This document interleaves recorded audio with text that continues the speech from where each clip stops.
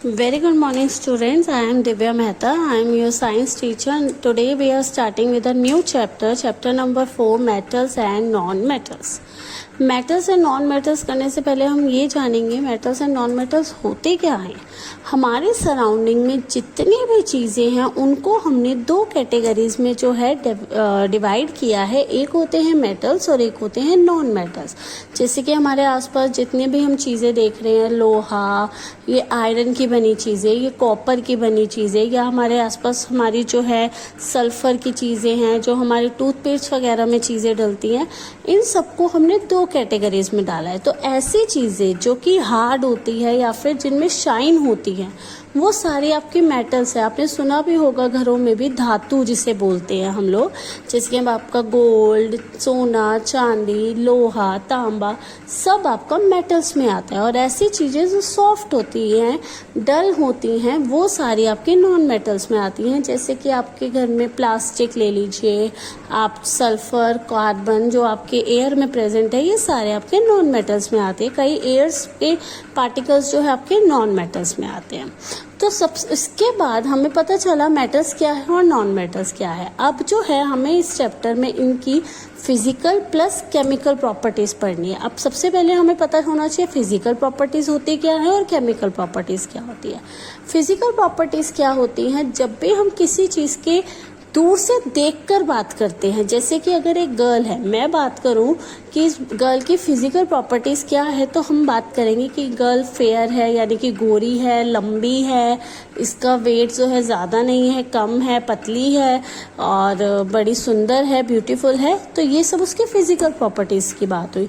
लेकिन अगर मैं बात करूँ कि उसका नेचर कैसा है, वो बिहेवियर कैसा करती है, वो हमारे साथ बातचीत करने में कैसी है, यानी कि वो कैसे रिएक्ट करती है, वो सब आ जाता है केमिकल प्रॉपर्टीज़ में। तो हमें पता चला फिजिकल प्रॉपर्टी और केमिकल प्रॉपर्टी में क्या डिफरेंस है। इसी तरह हम मेटल्स और नॉन मेटल्स की पहले फिजिकल प्रॉपर्टीज़ करेंगे, आफ्टर दैट हम लोग मेटल्स और नॉन मेटल्स की केमिकल प्रॉपर्टीज़ करेंगे। तो फिजिकल प्रॉपर्टीज़ की जब हम बात करते हैं तो मेटल्स जो है हमारे हार्ड एंड लस्ट्रस होते हैं, यानी कि हार्ड होते हैं, और लस्ट्रस मतलब उनमें कुछ ना कुछ शाइन होती है।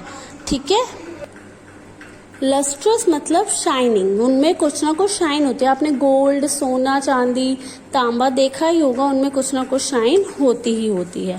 सेकेंडली आपका आता है नॉन मेटल। नॉन मेटल आपके सॉफ्ट होते हैं और डल होते हैं, यानी कि उनके अंदर कोई शाइन नहीं होती और वो सॉफ्ट होते हैं। जैसे अगर हम प्लास्टिक ही ले लें तो प्लास्टिक भी जो हमारा एक तरह से सॉफ्ट ही होता है, अगर हम उसको मेल्ट करें तो वो ईजिली मेल्ट हो जाता है। फिर एक प्रॉपर्टी आती है मेलेबिलिटी बोलते हैं। अगर हम वैसे बात करें तो इट्स अ मेलेबल, और वैसे अगर प्रॉपर्टी की बात करें तो वो प्रॉपर्टी होती है मेलेबिलिटी। मेलेबिलिटी क्या होता है कि क्या ये चीज़ को हम हथौड़े मार मार के पतली शीट्स में कन्वर्ट कर सकते हैं। तो यस, जो मेटल्स है वो मेलिएबल होते हैं, यानी कि मेलेबिलिटी शो करते हैं। लेकिन जो नॉन मेटल होते हैं वो नॉन मेलिएबल होते हैं, यानी कि मेलेबिलिटी शो नहीं करते। आप मेटल्स यानी आयरन को देखा होगा, आयरन की शीट आती है, एल्यूमिनियम की शीट्स आती हैं जो हम यूज़ करते हैं, अपने डोर्स वगैरह पे भी लगाते हैं।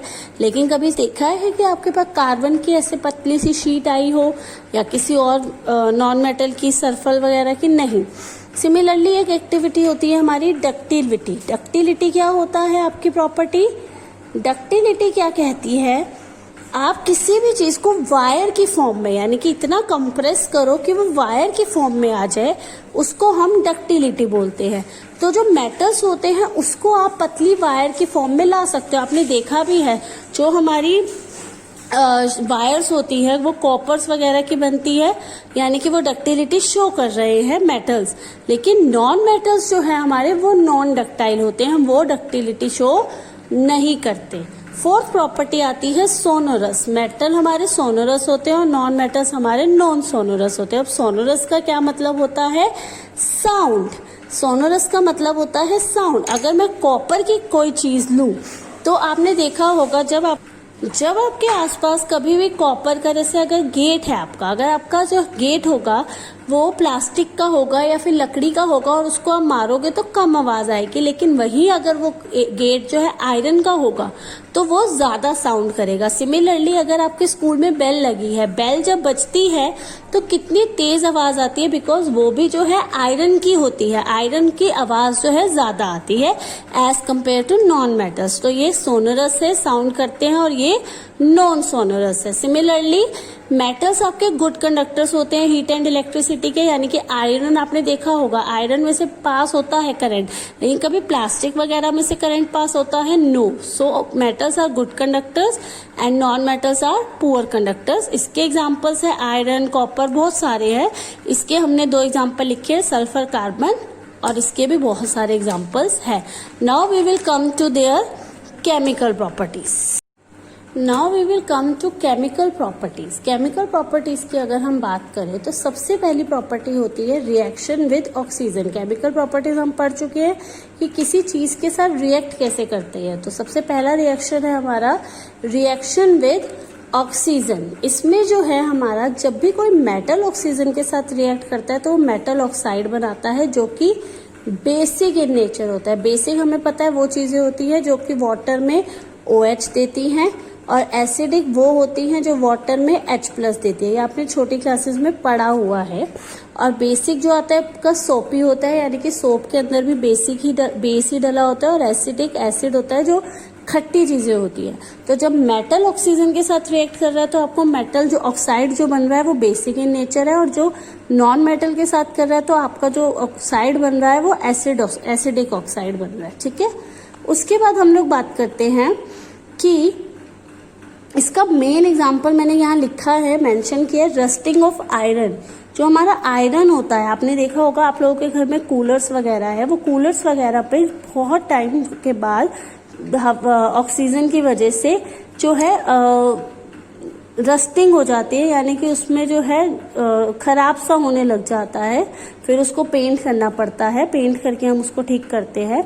तो वो रस्टिंग ऑफ आयरन जो है इसी का एग्जांपल है। वहां पे क्या हुआ है, जो मेटल है उसने किसके साथ रिएक्ट कर लिया है, ऑक्सीजन के साथ, और मेटल ऑक्साइड वहां पे बन गया है। सिमिलरली हम सेकेंड रिएक्शन है रिएक्शन विद वाटर। वाटर के साथ जब मेटल रिएक्ट करता है तो मेटल हाइड्रोक्साइड बनता है, यानी कि पानी के अंदर जो पानी के मॉलिक्यूल्स है वो मेटल के साथ आ जाते हैं और हाइड्रोजन को अलग निकाल देते हैं, और नॉन मेटल इसके साथ रिएक्ट करता ही नहीं है। एसिड्स हमने अभी बात की, एसिड्स क्या होते हैं, एसिड्स होते हैं जो कि वाटर में क्या देते हैं हमें H+, और बेस होते हैं जो वाटर में क्या देते हैं OH। ये हमारे जो है कैसे होते हैं, सोर होते हैं, यानी कि खट्टे होते हैं, और ये कैसे होते हैं, ये हमारे सोपी होते हैं। ठीक है, उसके बाद जब मेटल एसिड्स के साथ रिएक्ट करता है तो मेटल का सॉल्ट बन जाता है और हाइड्रोजन अलग से निकल जाती है गैस। ठीक है, सिमिलरली और नॉन मेटल्स रिएक्ट ही नहीं करते। बेस जब रिएक्ट करते हैं तो सॉल्ट बनता है और हाइड्रोजन गैस बनती है। यहाँ पे मेटल सॉल्ट बनता है, यहाँ पे नॉर्मल सॉल्ट बनता है, और नॉन मेटल फिर से जो है बेस के साथ रिएक्ट नहीं करते। अब आपकी जो रिएक्शन आती है इट्स अ डिस्प्लेसमेंट रिएक्शन, जो कि थोड़ी सी इंपॉर्टेंट है, इसको थोड़ा अच्छे से समझेंगे। डिस्प्लेसमेंट रिएक्शन क्या होती है, दो आपके मेटल्स एक साथ रिएक्ट करते हैं, मेटल और नॉन मेटल दोनों हो सकते हैं। यहाँ पे जो ज्यादा रिएक्टिव होता है वो जो कम रिएक्टिव होता है उसकी जगह ले लेता है, उसको यहाँ से अपनी जगह से भगा देता है। जैसे कि एग्जांपल लेते हैं जिंक। ये एक रिएक्टिविटी सीरीज है, ये वेरी इंपॉर्टेंट, आपकी बुक में मेंशन नहीं है, इसको जरूर अपनी कॉपीज में लिखिएगा। सबसे ज्यादा रिएक्टिव होता है पोटेशियम, सोडियम होता है, फिर calcium, magnesium, aluminium, carbon, zinc, iron, tin, lead और कॉपर। अब देखो, अगर हम जिंक और कॉपर का एग्जांपल लेते हैं, जिंक है और कॉपर सल्फेट है। अब जिंक जो है देखिए ज्यादा रिएक्टिव है कॉपर से, तो जिंक क्या करता है, कॉपर की जगह ले लेता है, जिंक सल्फेट बन जाता है और कॉपर बेचारे को अलग कर देता है। इसी रिएक्शन का नाम दिया गया है डिस्प्लेसमेंट रिएक्शन, जहाँ पे ज्यादा रिएक्टिव वाली चीज कम रिएक्टिव वाली चीज की जगह को ले लेगी। जैसे कि यहाँ पे तो हमारा होता अगर जिंक, और जिंक की जगह यहाँ पे हमारा पोटेशियम होता तो पोटेशियम जिंक की जगह ले लेता। लेकिन अगर यहाँ पे हमारा जिंक होता और यहाँ पे कॉपर होता तो कॉपर जिंक की जगह नहीं ले पाता, तो डिस्प्लेसमेंट रिएक्शन वहाँ पे नहीं होती। ठीक है, ये मैंने आपको एसिड और बेस समझाया है। अब जो है लास्ट आपका हमें जो समझना है वो है uses of metals and non metals. Uses में हमें पता है मेटल्स कहाँ का यूज होता है, मशीनरी बनाने में, ऑटोमोबाइल्स बनाने में, एरोप्लेन, गैजेट्स, यूटेंसिल, मोस्टली हर चीज बनाने में हमारे मेटल्स का यूज होता है। नॉन मेटल्स का यूज कहाँ होता है, लाइफ में जो हम सांस ले रहे हैं, हमारे आसपास जो हवा है उसमें भी कार्बन वगैरह प्रेजेंट है, वो सब हमारे नॉन मेटल्स है। नॉन मेटल्स फर्टिलाइजर्स में भी यूज होते हैं। इवन जो हमारे पटाखे बनते हैं जिसकी में साउंड्स आती है वो भी हमारे नॉन मेटल से बनते हैं। ठीक है, तो this was the uses of metals and non metals. So इस चैप्टर में हमने पढ़ा मेटल्स क्या होते हैं, नॉन मेटल्स क्या होते हैं, फिर हमने उनकी फिजिकल प्रॉपर्टीज की बात करी, फिर केमिकल प्रॉपर्टीज की बात करी और देन हमने उसके यूजेस की बात करी। तो this chapter is over there.